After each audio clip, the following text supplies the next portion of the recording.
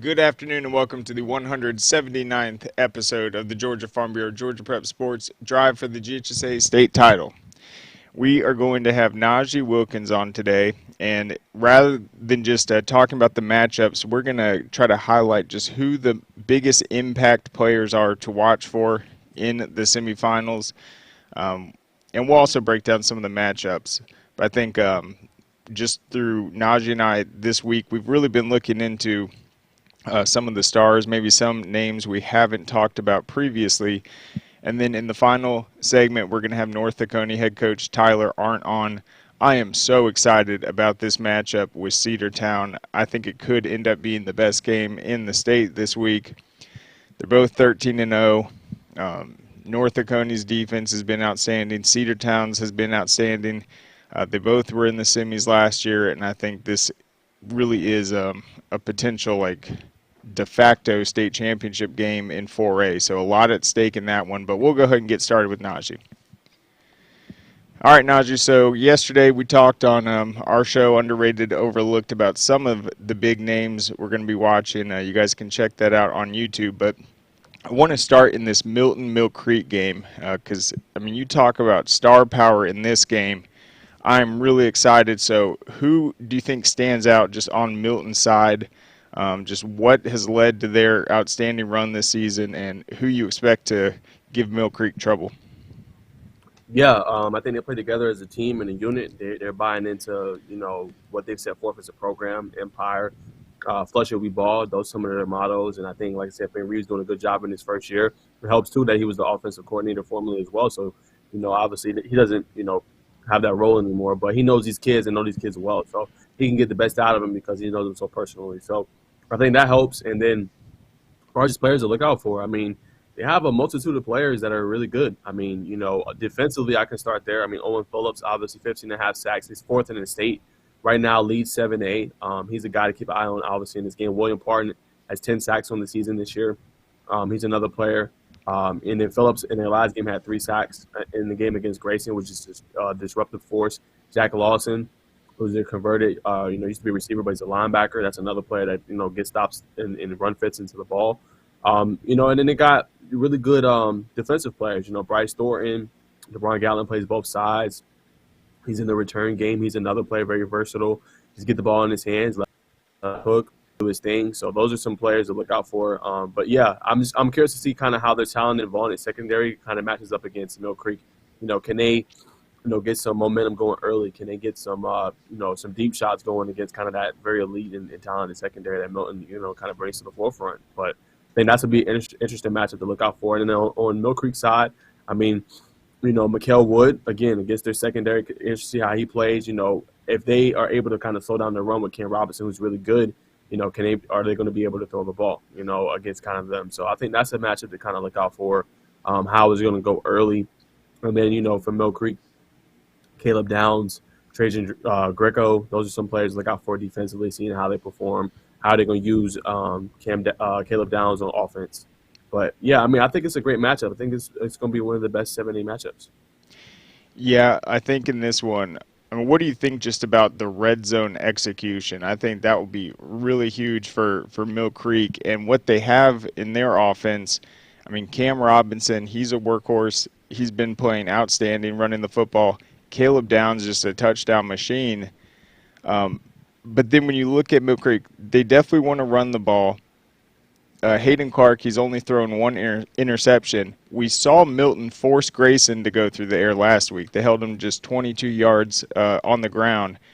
So do you think Milton will be able to force Mill Creek into these third and long situations just with their defensive front?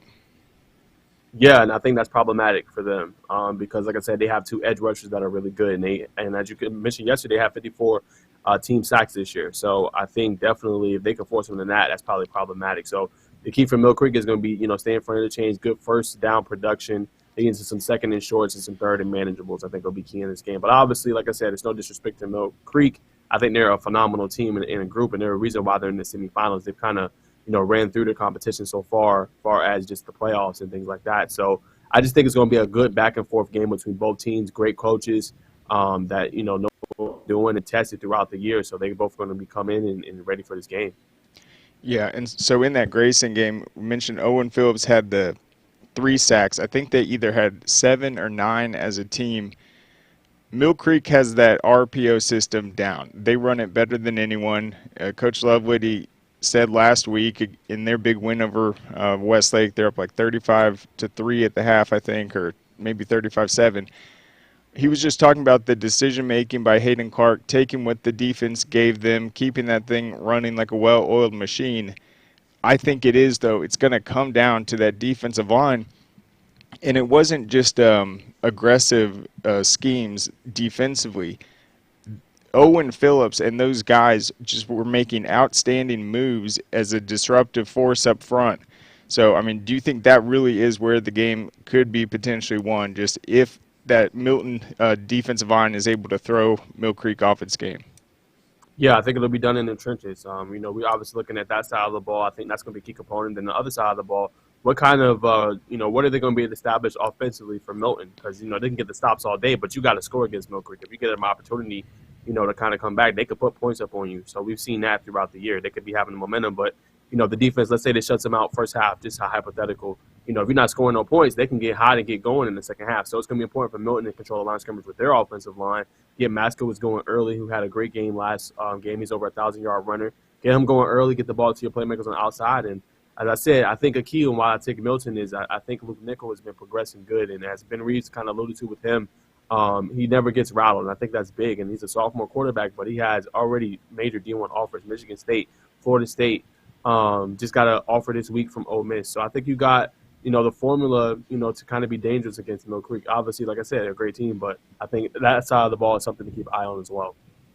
For sure. So Luke Nickel, I mean, there's a lot of guys in this matchup that maybe are being overlooked from a recruiting perspective. He certainly is not. He's racking it up. I think what's interesting, what Coach Reeves was pointing out is, I mean, they had a brand new offensive line this year. They played some really tough teams early. He was talking just about how much better they've gotten. And then when you talk about the poise and play of their sophomore quarterback, I think they have established that confidence offensively where they do have some dangerous playmakers.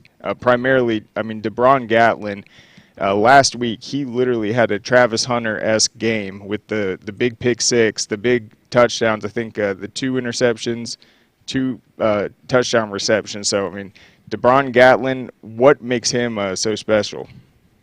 I think just his the way he approaches the game, I think makes him special. How he wants, he wants to be the best player. How he's willing to listen. A lot of times you'll see players get really good and they won't listen to their coaches. They kind of let it go to their head, or they think they're the best of the best. But a couple things stood out when I've interviewed Coach Reeves a couple times this year is that he's willing to listen. Like I think they had a new receiver coach this year, or a 1 or 2 year head coach there, and he listened to him coming in. He listened to Ben Reeves being the head coach now, and I think he just always. I think his willingness to learn and listen, I think, has kind of just made the difference. But I mean, like I said, he's already a superior talent. He's a 4-star, but I think that aspect of his game, willing to listen, willing to learn, willing to keep getting better, is going to separate him even on the next level. But especially like just in this game and in high school, that's how you take the next steps as players.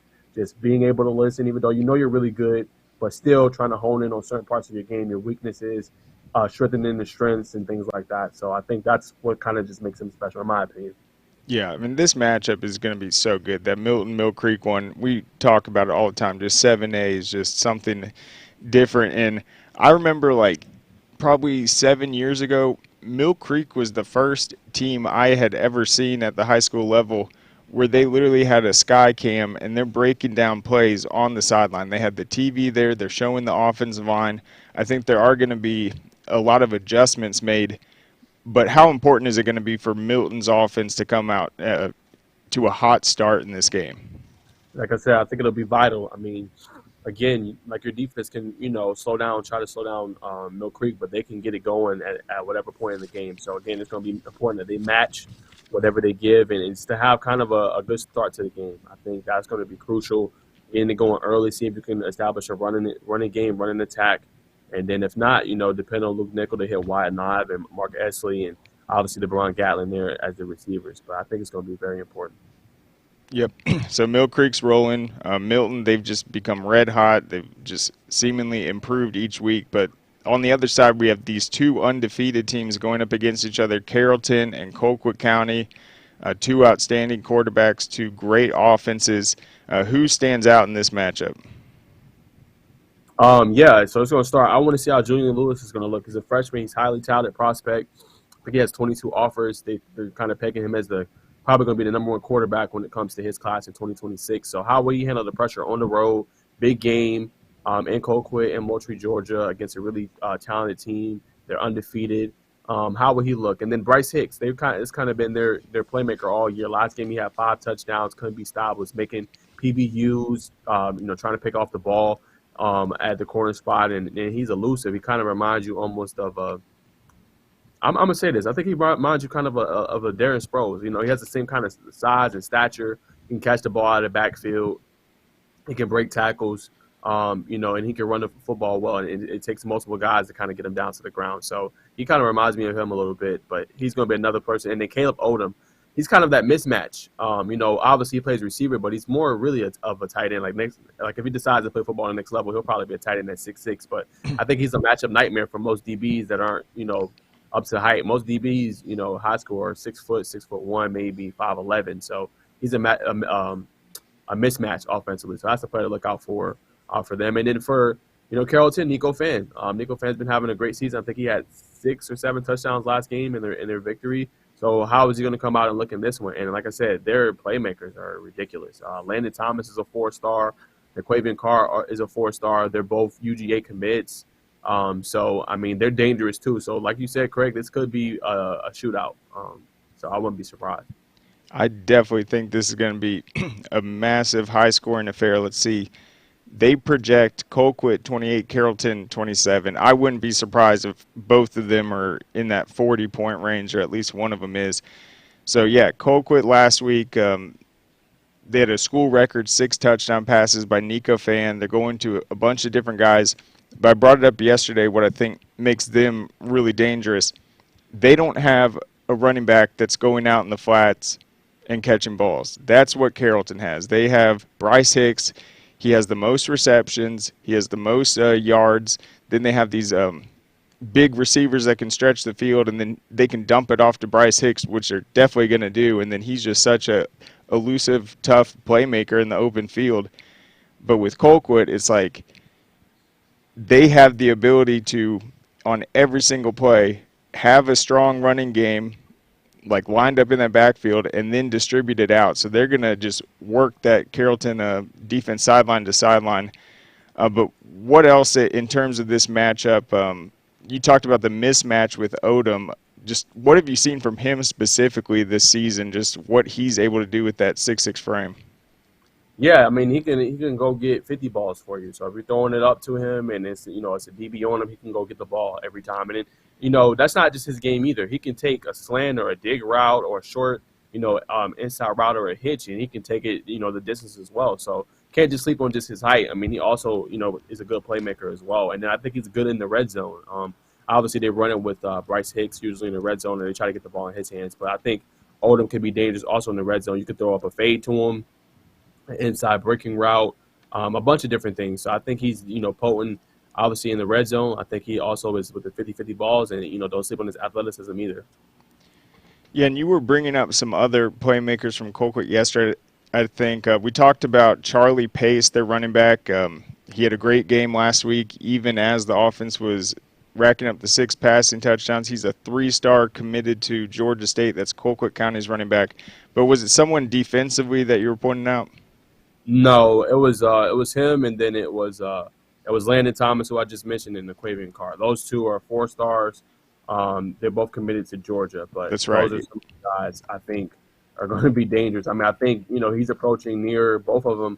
I think Naquavian Carr has like 900 yards receiving. I think Landon Thomas is like about 850. So, those guys are dangerous when they get the balls in their hands. Yep, so Carr, the junior, already committed to Georgia. So in that matchup, you have the two great quarterbacks. The offenses are absolutely exploding this season, and they're both undefeated. So, these 7A matchups, what's kind of your gut telling you just in both of them? My gut's kind of telling me, don't sleep on, Milton. They're my upset pick. I know a lot of people don't have them winning, but I just have a gut feeling that they're going to kind of pull that out. Carrollton and Colquitt, I don't know. My gut's kind of telling me Colquitt, but I don't want to sleep on what Carrollton's been doing this season and how they've been performing. But another guy I wanted to shout out on Colquitt is having a great season. His five interceptions this year is Lyric Thomas. He's been having a great year. I think he leads them in total tackles this year as well. So that's a guy to look out for Colquitt defensively. Very good there. But yeah, I just think, Carrollton, it's going to be just, not making mistakes. I think that's going to be critical in this game. And if you're Colquitt, don't make mistakes either. I mean, I think, Carrollton's a team that makes you pay. I think they had 3 turnovers last game, Walton did, and Carrollton just kind of broke away. So we've seen that same kind of thing happen when they play East Calwater on TV for our game on Peaches TV. So you cannot turn over the football against Carrollton. They're going to make you pay, and they're going to convert it into 7 points. So I think that's going to be key in this game. And seeing which defense can really get a stop. Which defense can get a stop in the most critical moment of the game? Will it be an interception? Will it be a sack? Will it be a strip fumble? Will it be a pick six? What's going to happen late in the game if it's a back and forth affair? Who's going to make the stop defensively, get the ball back to their offense? I think that is so key, exactly, making those stops in the critical situations. You don't necessarily need to shut it down, but when you have that opportunity, the third and long, you do not want to let them extend these drives. So, I mean, these matchups are so great. We get to see one of the best freshman quarterbacks in the country play in the semifinals this week against an undefeated Colquitt team on the road. So just outstanding matchups in 7-8. Let's go down to 6A, though. Langston Hughes, there's no shortage of talent on the Panthers this season. No, they are really talented, and I wanted to shout out Prentice Nolan, who I think he's still deciding where he's going to go. 4-star. He is 4th right now in the state in passing yards with 3,590, so he's been tearing it up. He has really good second halves, so when you need your quarterback to perform the best. How would he look in this game after they had kind of I guess you could say sluggish start to the game? A lot of penalties. Wilbur Academy kind of challenged them early in the game, but they pulled away in the second half. So, how would it look after that? Will that test kind of, help them get to where they want to be, which is obviously winning the state title? They're so close. They're only 2 games away. But you can't sleep on Rome. Reese Fountain's been having a good season. He's kind of dealing with the injury, but I think he came back and performed well in the last game against, I think it was Marist. But how will Rome look? Rome can beat you defensively, and they can hold this game down to kind of a defensive battle. We've seen them win that, and they got some 3 and 4 stars on that defense as well. So how will they look offensively? Can they get it going against kind of that defense that Langston Hughes has, Joshua Horton, and some of those, playmakers there and things like that? Or, will it be kind of a defensive game where offense kind of struggle to kind of get it going? So I think that'll be really interesting to see. But those are some players to kind of keep your eye out for. Jaquel Meadowbrooks, obviously, out the backfield for Langston Hughes. Kendall Barnes. They got JoJo. So some players to keep an eye on. Yep, Prentice Nolan this season. Let's see, 3,590 yards and 49 touchdowns. And listen, a lot of that has just come in the first half, and then he's out in the second half. So, I mean, the amount of explosive plays that Hughes offense has made is outstanding. And then Rome has held 9 of 13 opponents to a touchdown or less this season. So there's the matchup right there. Rome's defense against the best offense perhaps in the state. So that'll be outstanding. And, yeah, we saw it in the Woodward game. Hughes outscoring them 35-7 in the second half. So kind of the first time since Douglas County that they've had a tight game at the half, and they responded like they always do. So we'll definitely be looking to see if Rome can keep themselves within striking distance. And here's another interesting thing.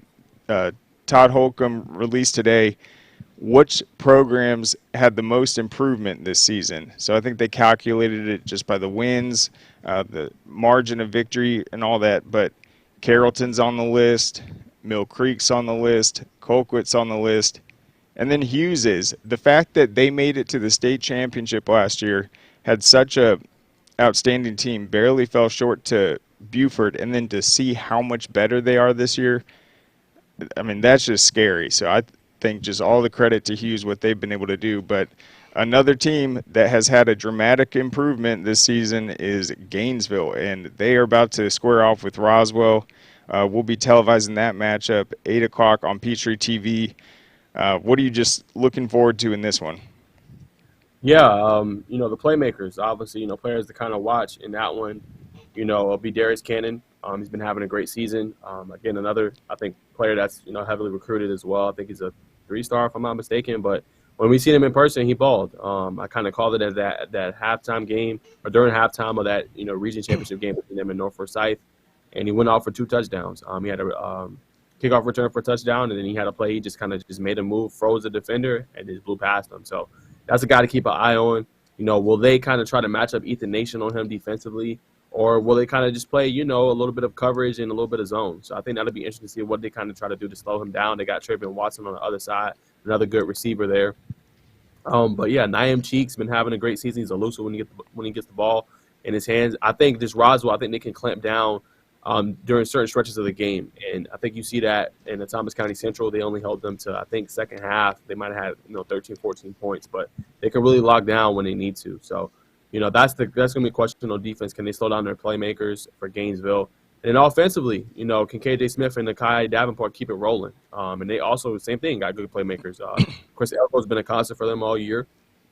You pair that with Ethan Nation, too, on the outside. They got a lot of weapons, players that play both sides of the ball, obviously. But, it's a team that's not going back down. So even if they, fall to a deficit early in the game, they're going to be coming back. So it's important for Gainesville to stay disciplined, stay in the game, stay focused, and I think you're going to have another good game. Yeah, and they're both coming off pretty impressive victories. Gainesville was down to Houston County, I think 14-7, and then they pull away 49-35 win. Trey Reese had a ton of explosive plays in that game, including a 95-yard kickoff return. I think that's what makes Gainesville dangerous. I said it. I think Roswell's game plan is to run the football. I mean, that's how they had that big comeback against Thomas County Central, was not allowing them the opportunity to have the ball. They kept it. They handed it off to Davenport. And as I said, they had 7 points at the half, and then they win 42-32. So just a dominant second half that I know Coach Pruitt learned from. And same thing with Gainesville. I mean, how much credit do you give Josh Niblett as Gainesville? I mean, just coming in this first season and the year they've had. I mean, if they can pull off a win this week against Roswell and make an appearance in the state championship, that would be really impressive.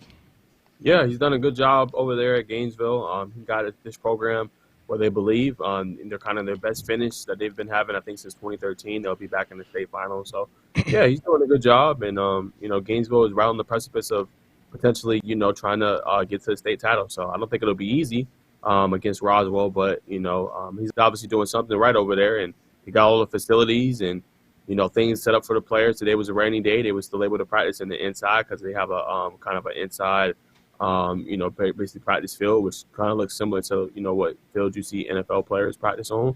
So, I mean, yeah, they got all the tools they need, and looks like they got the right coach in place. Yep, and I think just with that entire situation at Gainesville, Coach Niblett was saying when he was at Hoover, his athletic director was the one that was like, "Hey, that Gainesville job opened up." So it's like he was not necessarily thinking of moving on, but they saw the opportunity. They have the great facilities there. Rusty was reporting they give the kids 3 hot meals a day. They get breakfast, lunch, and dinner. So they're really running that program exceptionally well, and I think that's just what Coach Niblett brings to the table. He obviously was at Hoover, where they also have that high standard. But I think when we were talking to Roswell, what stood out to me was when we asked him about just being down, I think 24-7, he said his team just had no doubt in their minds that they were going to come back in the game. So even though Thomas County Central got off to the hot start, Roswell had that confidence, and he said they never doubted it. So, I mean, how big is that for them to not be in that situation this season, them able to respond, come away with that victory, and then just heading into this big matchup? Yeah, it's big. I think it's big from a confidence perspective. I think it's big for when you try to preach to your players, what you want them to do coming into the weeks and what they need to do to prepare and kind of with a state final berth on the line. I think it's huge. I think it's something he can go back to and say, hey, we've battled adversity, we faced this adversity here, but look how we came out on the other side. So I think that's big. It'll be a nice teaching moment, a nice coaching moment for his players, and I think it is just separate them in the end. So I mean, obviously they believe in Roswell, and like I said, I think they got the talent in order to be in a state final. So it'll just be, can they put it together, for all 4 quarters, coming up against Gainesville, who, like I said, has a lot of playmakers, and will they be able to get enough stops defensively, kind of keep away from the Gainesville offense? Yep, and Roswell had such an outstanding year last year in 7A. They got bumped down to 6A, and then, I mean, you brought it up. We were talking about it last Friday, just the tragedy of Robbie Roper passing after the season. I mean, that seems to have really kind of bonded the team. They kind of have something bigger they're playing for each week, and just talk about how they've just been able to respond this season and really just make the Roswell program proud. Yeah, like you said, he's a legacy. Coach Pruitt mentioned that Robbie Roper, and like you said, they do it for him, and he's been a big component of kind of their season this year, and trying to win it all. So I just think it's honorable what they're doing. And last year they got so close; they got to the quarterfinals. He had a fabulous game against North Cobb last year, and they ended up winning. But I think they just carried that momentum from last year into this year. And they believe in the quarterback, KJ Smith, who's, got some good playing time last year when Roper had an injury. And he stepped into the role as a leader, as a quarterback, as a signal caller, as kind of the coach on the field well. And, they don't ask him to do too much, but when he needs to throw it, he can throw it. And they got a good running back in the Kai Davenport who, rushes the football well. And like I said, they got the playmaker. So Roswell has everything they need in order to win this game. Yep, and then a matchup where these teams are familiar with each other. I think they've squared off in a couple state championship games in recent seasons down in 3A. What do you think about this Oconee County Cedar Grove matchup? Two outstanding defenses. Let's just be real right there. So what do you just see in that game playing out? Yeah, that could be a defensive game. We've seen them earlier this year. Oconee County against Jefferson won a 9-7 game. Didn't really let Sammy Brown get going. He had one big play, was a 30-yard run. After that, I mean, he was pretty much held in check. So Oconee County is going to bring that defense. The question is, offensively, can they do enough in this game to kind of help the defense out? That's going to be my biggest question because it could be a defensive game. But can the offense go down, let's say it's 6-6 or 9-6, they're up? Can they get them in field goal range to go to overtime, or can they get them, a touchdown late in the game? I think that's going to be the biggest component because Oconee County has it defensively, but, they faced an elite runner. But like I said, have they kind of faced a team like this yet? That's the biggest question. I mean, Barry Jackson on the outside, he had a great game last game. E.J. Colson can throw the football and run it really well. They got Kay and Lee. I mean, they got so many people, Donovan Green. I mean, they got so many people for Cedar Grove. So, again, I could see it being kind of a defensive game, but at the same time, I think the biggest question in this game is going to be, can the offense of Oconee County make enough plays to put them in a position to win? That's going to be the biggest thing because Coney County defensively has it, but again, he hasn't faced a monster like this offensively yet, in my opinion. But I think it'll be an interesting test to see. Yeah, I'm looking at this. Actually, their last meeting was in the 2015 Class 3A second round, so it was a little off on that. But it says Oconee County, they're 0-5 all time against number one teams from their same classification. I completely agree, though. This is going to be a defensive game, and as good as Oconee County's defense has been, I was just really impressed what we saw last week with Cedar Grove. They were always lined up. They forced Calvary Day into these third and longs. I think if they do the same thing to Oconee County's offense, they might be in trouble. Yeah, I mean, yeah, they might be in trouble. And we saw, too, and I went back and kind of looked at some parts of the film, and like I said, they were able to shut down a really potent offense in Calvary Day, who has a heavily touted tight end. I think he's a 3-star. Their quarterback's a 4-star, Merkelinger in his class and junior class. So they were able to shut down that offense that's pretty explosive. Coney County, obviously their offense is, okay, but does it really compare to the level of Calvary Day? Maybe not so much. So I think that's going to be interesting to see, kind of how that goes. And we've seen that Cedar Grove can win a defensive game. They've been challenged early throughout the year. So they played that upper, echelon kind of competition. So, I mean, we'll see. I mean, I could see it, like I said, a defensive game, a 16-6 game or 16-9 game. But, again, will they be able to make the stops defensively? And for Cedar Grove just have to keep doing what they're doing. They got three different runners that can run the football, apparently. Bowden Walker was in there. DeMarcus Smith had a big run. I think it was 60-plus yard run. He just wouldn't go down. So, I mean, they got like 3-4 different guys that can run that rock. So they're going to stay fresh throughout the game. Yep, I think Oconee County is going to have to win it with their defense. They're going to have to come up, make a big play, force a turnover. Cedar Grove's just been so outstanding, and they've obviously played the stiffest competition you can play heading into a 3A semifinal game. I want to ask you, though, about the game I'm going to get into after this, the Cedartown and North Oconee. You talked to Coach Aurandt yesterday. I mean, what do you see in this matchup? Yeah, I think the biggest thing is kind of what they learned early in the season. They had some really tough wins early. They played South Forsyth. They won a 7-6 game, and then they played gosh, it's off the top of my head. They played another team that was like 17-14. So I just asked him, like, what did your team kind of learn from that? He said sense of urgency each week and knowing that it's not going to be easy. And ever since then, if we look at their schedule, they've had nothing but blowouts. So obviously they learned a lot from that. They was battle tested, I think, early, in the season. And they're going to play a really good Cedartown team. So, defensively, we know what Cedartown's going to want to do. They want to run the football. Reese Tanner obviously can sling it. He can throw that football well. But they're going to lean on Harlem Diamond. They're going to lean on the running backs who had 442 yards rushing last game. So the biggest question is, can they slow down that rushing attack who's dominant? And like he said, and even alluded to in our interview, both coaches even said it. Their strength coach is phenomenal. Whatever he's doing, I don't know what he's doing, but he's doing something excellent. He said, the coach for Cedartown, Abrams, said that kids come back from college just to train with him during breaks, summer breaks, and he said he's built such of a culture that even Nick Chubb, who's an NFL star at the running back position, still comes back during the summers and trains with him. And he says those kids, no matter what, even during the summer, even during the spring, they would come in every day to lift and work out. That weight room culture that Cedartown has is special. So I think that's going to be a big component of this game. They don't get tired. You're going to have to – it's going to be multiple hats to the football. That's going to be the big thing for Norfolk Oconee. Multiple hats to the football. One player is not going to bring down – them. They are very strong in their legs. They take the weight room seriously. That is a priority with their team. So that's going to be the key. Can they get them on the ground? Can they, get all 11 hats to the football and slow down their rushing attack? That's going to be key. Obviously, they can throw the football. They got playmakers. That's going to be the key. And on the other side, Norfolk Oconee, just doing what they do well, getting the ball to their playmakers, rushing the football, not putting too much on the quarterback, and, just kind of, allowing, trying to create some turnovers, letting that lead to like some easy scores. So I think that'll be a key. Yeah, North Oconee's defense also. I mean, it's been great all season. They're only giving up 6 points a game.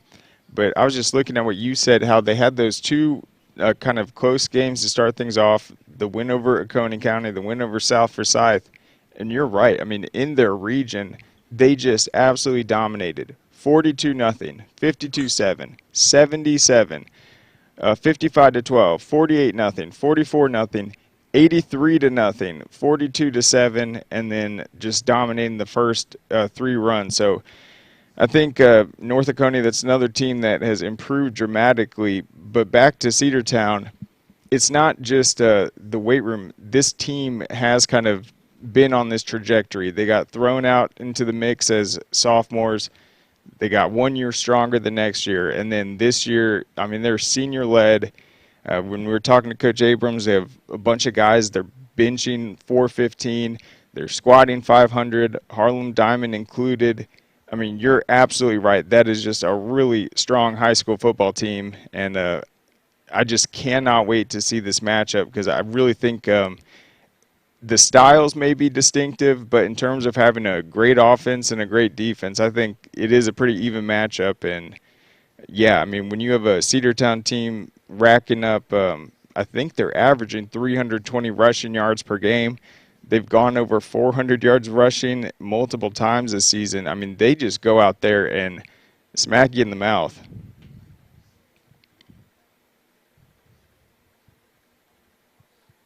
I think Najee froze up real quick.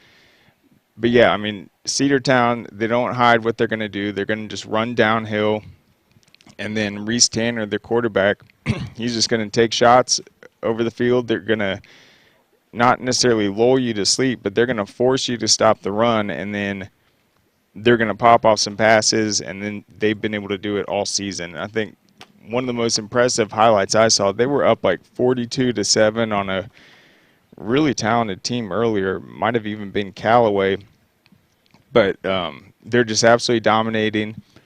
And then Reese Tanner goes to Harlem Diamond over the middle. He makes the catch and kind of just jogs into the end zone, kind of looks around like, all right, like this is pretty easy. I mean, I've never seen a team just have that much success. I mean, just their ability to blow out opponents, they've been so good. So I think both these teams, they're searching for their first ever state titles.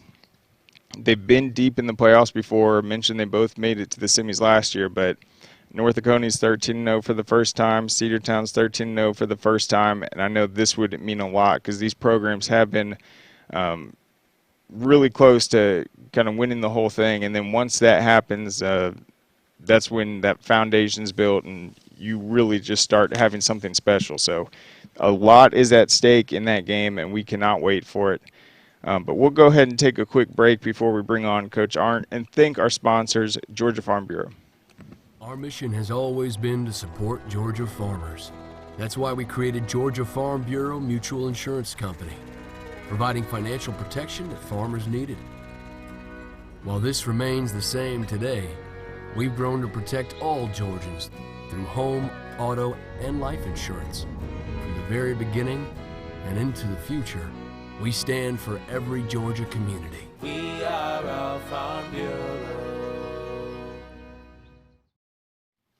All right, welcome back. So before we get Coach Aurandt on, I'm going to go over a couple more of these matchups real quick. So 5A, a great one with Cartersville and Warner Robins. I was impressed with Cartersville last round. They had a big blowout victory over Coffee, just jumped out all over them. Their offense has had some games where they've had to claw back in it, but if they come out to another fast start, that's going to be key. And then Warner Robins is coming off a huge overtime win over Creekside, who was just playing so outstanding. And they actually won that in the overtime on a Daniel Barber field goal. And then, Miles Joyner had a 95-yard interception return that was a key play. So their guys just battled, and they were able to spark the big play when they needed to. Across the bracket in 4A is going to be Troop and Benedictine. Benedictine is the defending champs.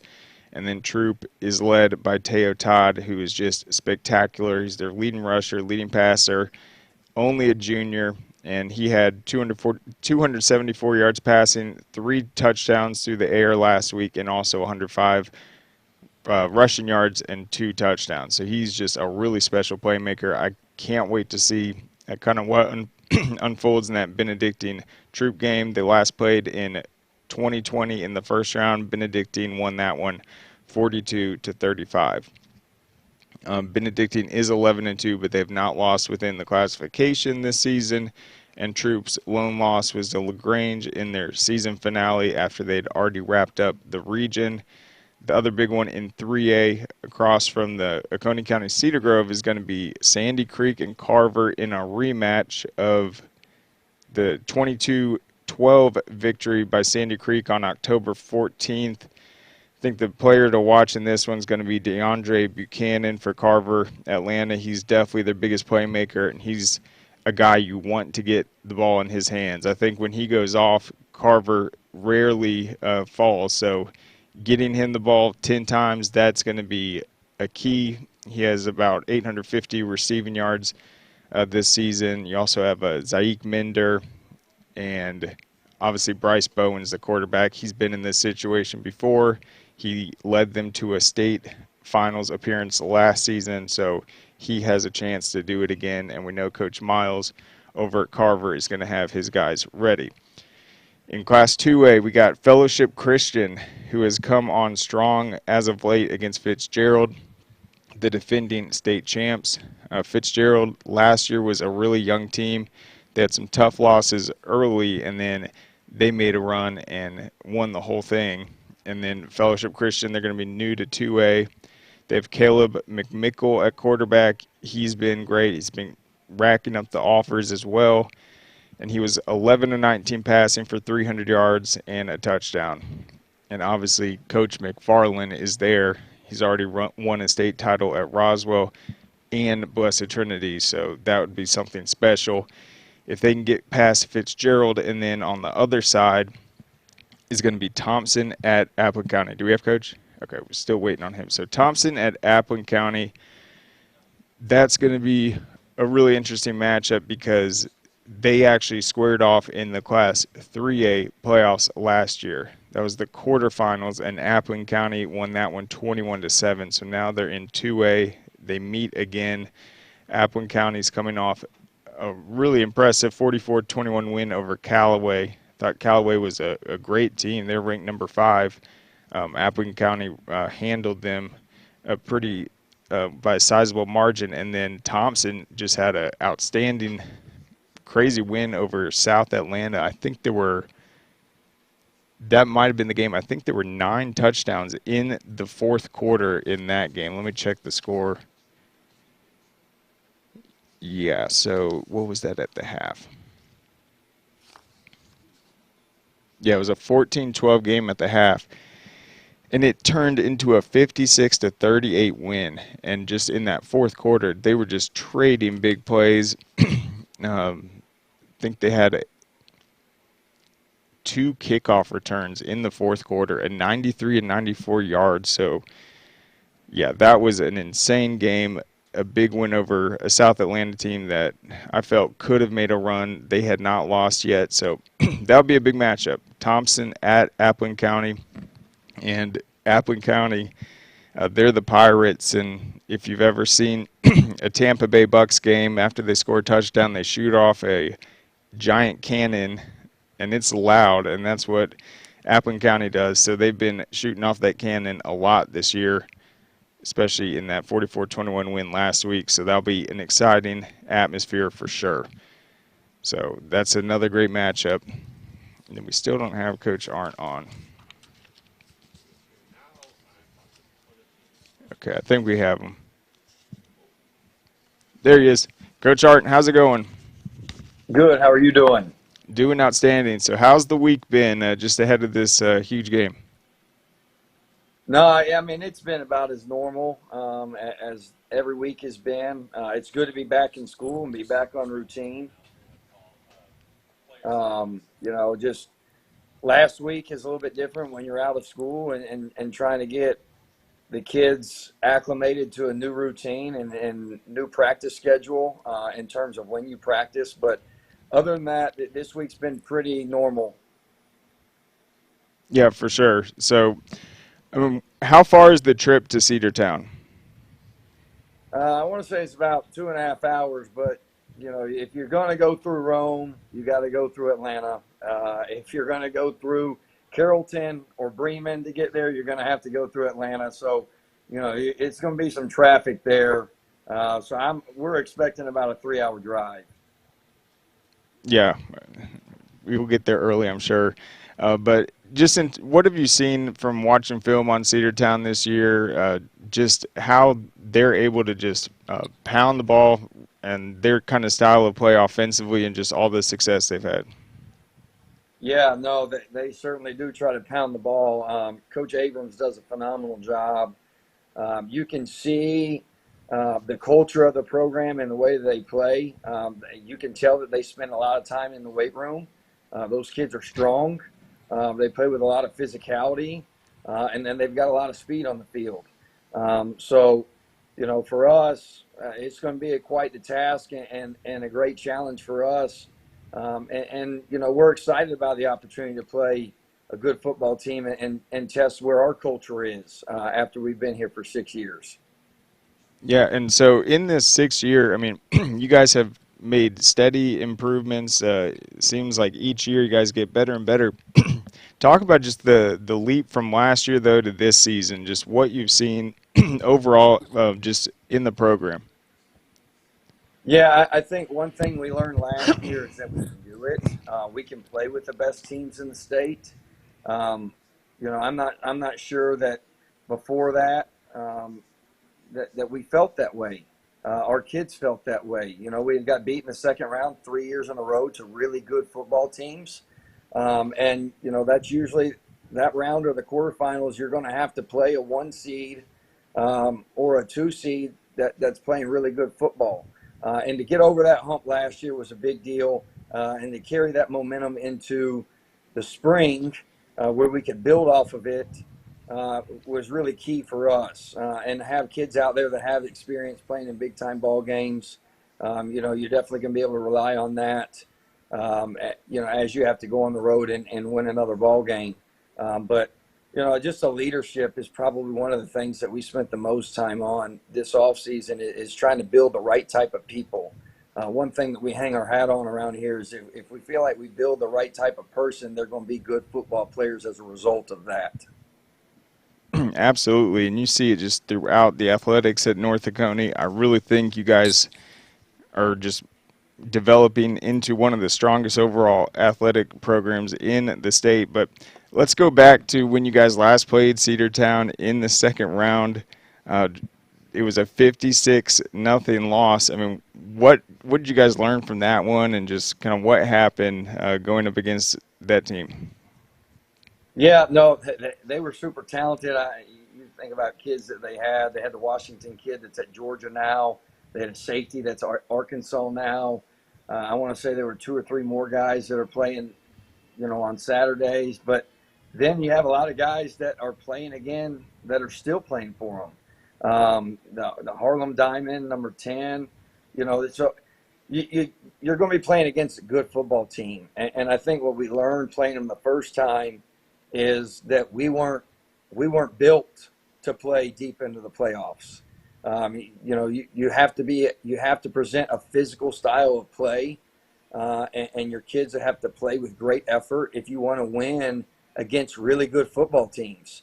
And I think they showed us through their brand of football, what it takes to play on this stage. They did it that year. They did it last year. They continued to play. Looks like we lost Coach real quick. But yeah, so their last meeting, that was in the 2020 playoffs. Sorry. Continue, Coach. Sorry about that. No, so I just think that when you're playing teams that play deep, that have made deep runs, you better play physical, and you better play with great effort, and you better play with really good focus, or they're going to expose you. And I think that year we got exposed, and we learned a lot about ourselves and where we needed to be through that adversity.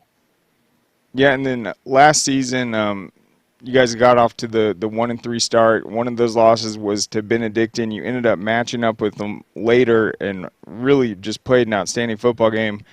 So what did you guys kind of learn as a program from that? Just having a team that the first time around, it's like, okay, they beat us pretty good, but just the character of your team, the willingness to put in the work and improve and just set up that rematch last year. Yeah, we knew that it was going to be tough sledding at the beginning of last year. We were playing really good football teams. And so, we just had to be patient.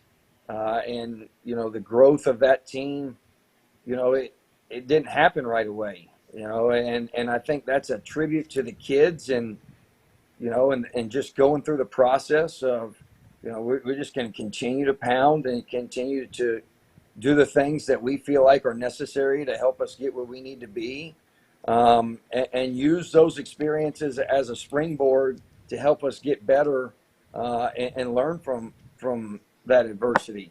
I think that senior class last year really set the stage for what leadership needed to look like in our program moving forward, because they never got down on themselves.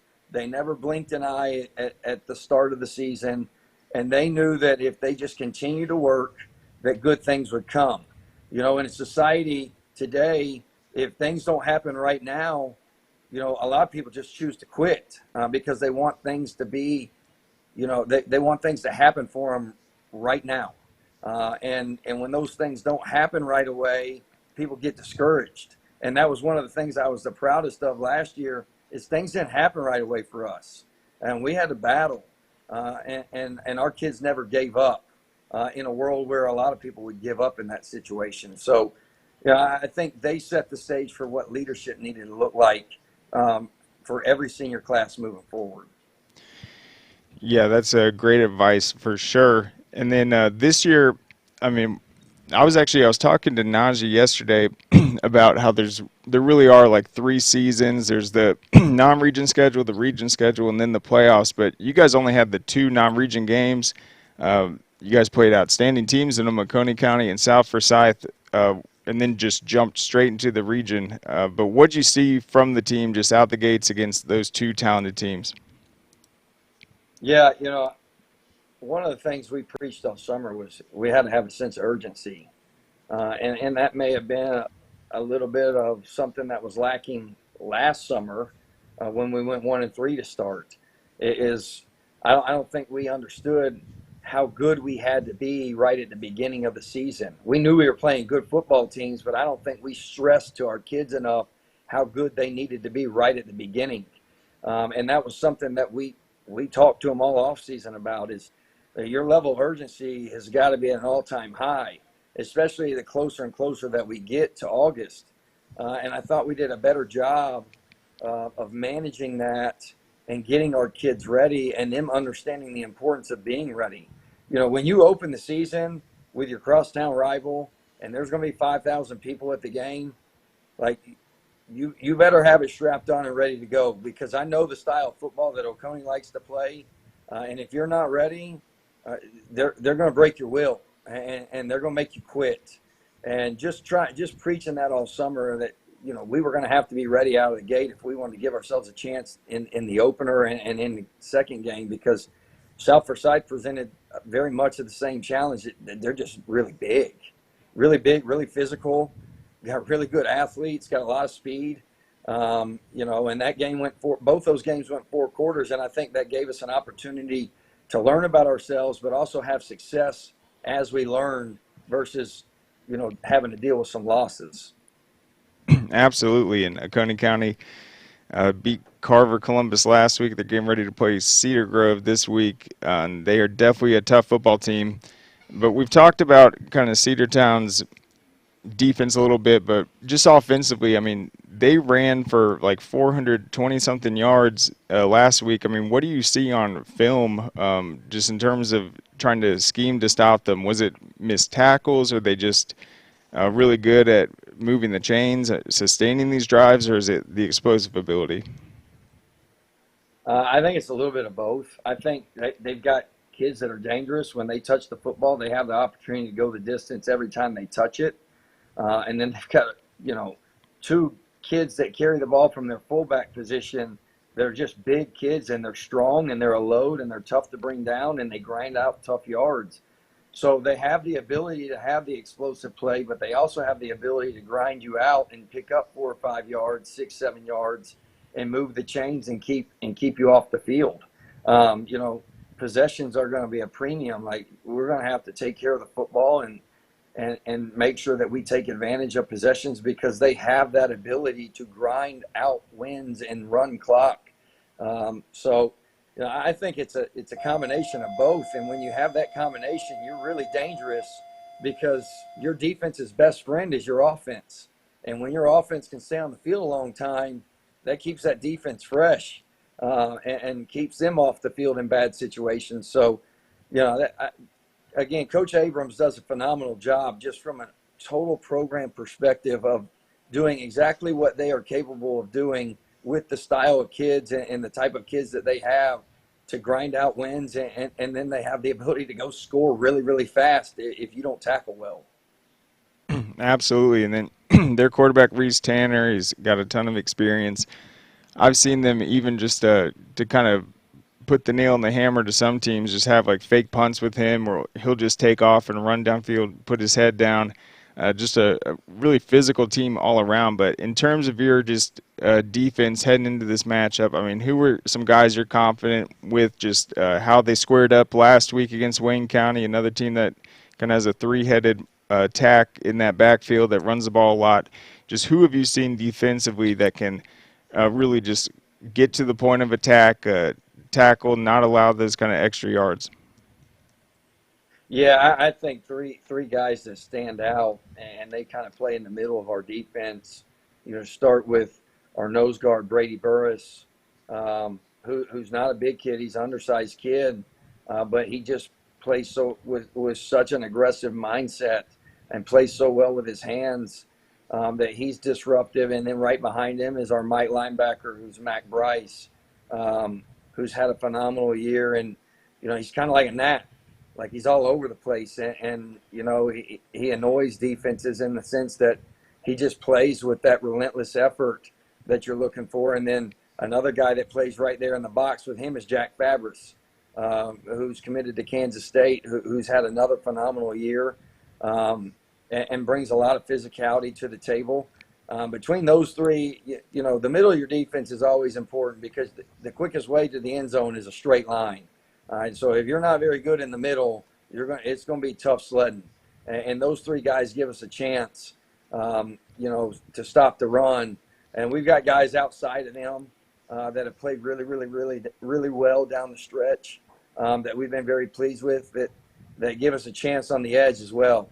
But those three guys, they stick out. When you turn on the film, their actions, they play the game the right way. Yeah, and I remember you said Jack Fabris was toughest kid you've ever coached. Talk about just what he's brought to the table in the playoffs, because I've been seeing him make a lot of big plays, whether it's the turnovers or just contributing. Yeah, no, I mean, he's one of those kids, a hard-nosed, old-school type football player. He's extremely coachable. He's a coach's kid, so he understands the game really well. And then he strikes. Like he plays the game physical and with great effort, and he's very reliable and dependable.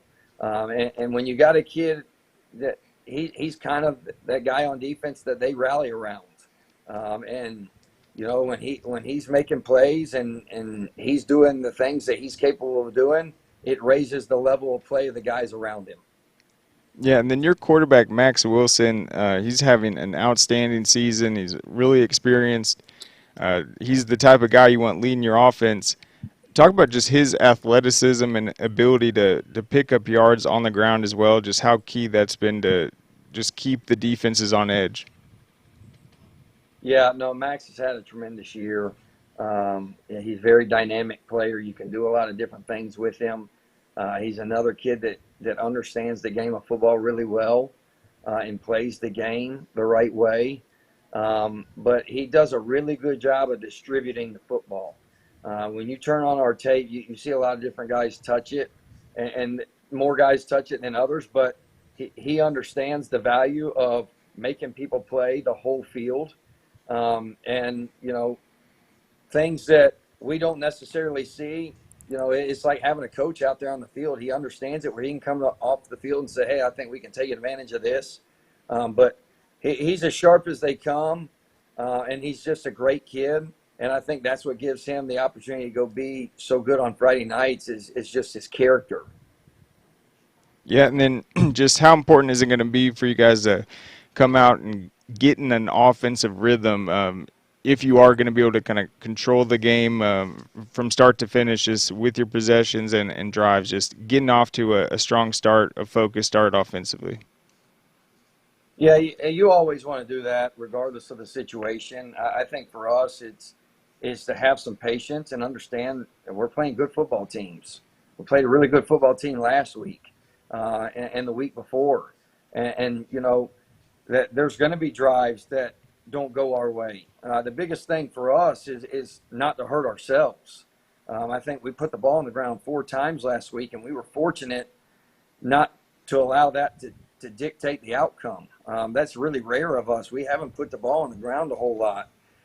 But the other thing is just administrative penalties, pre-snap penalties, false starts or illegal shifts or illegal formations, those sort of things, and understanding how that affects the flow of the game. You get behind the sticks and you're playing good defense or against a good defense, it makes it really, really tough on yourself. So I think understanding that, we've got to take care of our side of the football and do things to try and continue to stay in front of the chains. I think that's going to be one of the biggest indicators for us Friday night, whether we're going to have success or not, because they present their own problems. But if we're adding to the problems and their strengths, then it's going to be tough sledding for us offensively. Yeah, and then one last question. Just talk a little bit about Dominic Elder, what you've seen from him throughout this season, his ability to take that workload and just kind of lead that backfield just throughout this stretch this year. Yeah, no, Dom's, we love Dom. And we love the type of player he is, the type of kid he is. I mean, he's a great kid. He's grown up a lot, matured a lot over the 4 years that he's been with us. And he gives us an opportunity to get tough yards. He's a thick kid that's really, really strong and understands, situations and when we need yards and when he can try and be that finesse back where he can get out in space and do some things out in space. But, I've been really, really pleased with him and just from a maturity side of, what he brings to our offense and just understanding his role and what he's capable of. They all love to get the football. We got 8 guys that are capable of being out there and doing really good things with the football.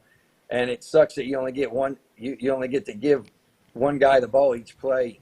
But that's a kid that we rely on and we ride him.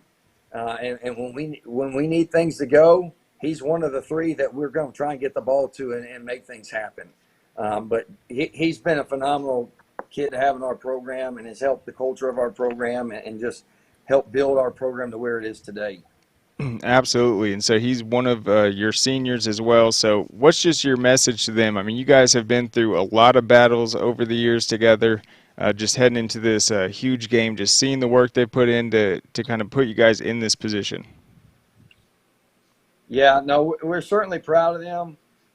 We hope we have more time with them. They've developed really well as leaders. But, it's something that we've challenged them with is how do you want to be remembered? And you can be remembered for the battles that you fought on the field. But more importantly, how are you going to be remembered in the school building? How are you going to be remembered in the community? Are you going to be that guy that goes out of their way to help other people, to serve others? And that's the thing that you see this group, like, they'll drop whatever they're doing to help somebody else. And I couldn't be more proud of that from a head coaching standpoint, because football is going to end at some point. And to have kids that understand life and understand that it's about serving others, that's a state championship in itself to me. But, we'd love to have more time with them on the field. And we hope that they go play their best footballs out in front of them. We got a chance to play a couple more ball games. Awesome. Well, Coach, thank you so much. Hopefully there's not too much traffic on that drive on Friday. I hope you guys bring a lot of fans as well. I think it's going to be an outstanding football game. I cannot wait for it. I'm trying to hide my excitement, but on Friday I'm going to be really pumped to check this one out. Really appreciate you coming on, Coach. Well, I appreciate you guys and what you do and just the way you help, with the brand of football in the state of Georgia. I am super appreciative to be on here with you and talking football, this late in season. Yeah, hopefully we'll have you on after the game on Friday. So, Coach, really appreciate it. Thank you so much. Yep, thank you. Yep, go Titans. All right. So that is going to be quite an outstanding matchup. I did not realize that when they played 2 years ago, Cedartown won that game 56-0. You mentioned that was Cedric Washington's big year at Cedartown. But, yeah, those teams have grown tremendously since then. And I've just been really impressed with North Oconee, kind of their trajectory over the years. He was talking about how this is his 6th year there. Yeah, this is the best season they've ever had, probably the biggest game they've ever played coming up this Friday. They're obviously just going to take it 1 week at a time in that kind of regular week routine, but you'll definitely want to follow us on Friday. We're going to have recaps of all the semifinal games. We'll be broadcasting ours as well, and then just tune in, go to the Score Atlanta Twitter account, Score Atlanta website, scoreatl.com. You'll find all the content there, but we'll see you again on Friday.